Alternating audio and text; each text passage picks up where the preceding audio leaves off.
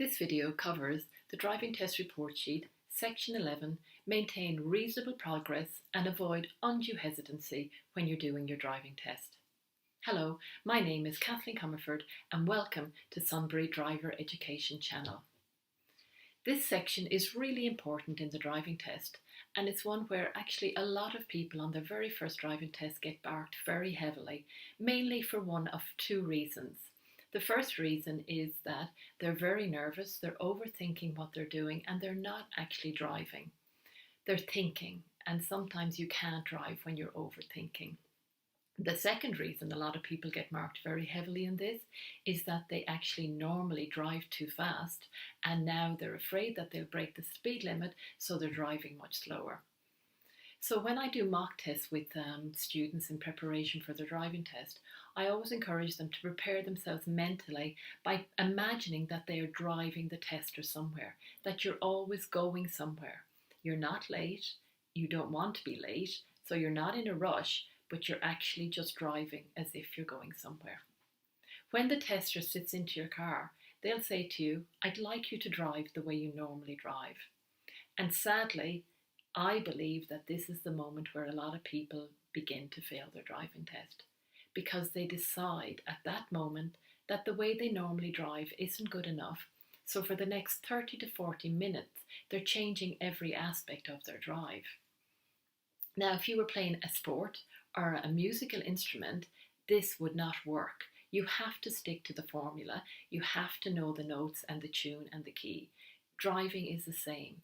There's a system, there's a formula, and when you learn it and you know it, then you can sit in the car and maintain reasonable progress because you're looking up the road and you're deciding, this is a good stretch of road for me to get up my speed and get up my gears, and to show an ability and confidence of maintaining reasonable progress.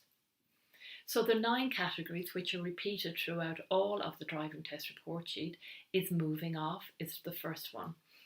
So moving off can be like you're at a T-junction and you're looking and you're deciding, will I go or won't I go?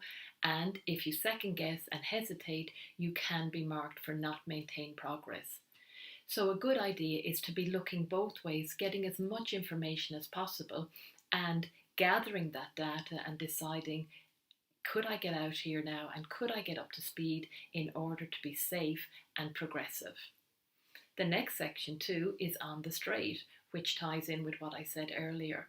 Vision up, eyes up the road, assessing the road, the space, the dangers ahead, and deciding, yes, this is an opportunity for me to get up the road, and I know that the tester will give me enough information and enough in time to instruct me that I'm going to take a left turn or a right turn up ahead, and I'll have time to check my mirror and signal and brake and apply the formula and the system that I'm teaching you in these videos. Category 3, overtaking, the same thing. You might have to stop to give way to oncoming traffic, but can you assess that you now have time and safe space to move out safely and get on with your journey? At cross junctions and roundabouts, the same thing applies. A roundabout is a yield.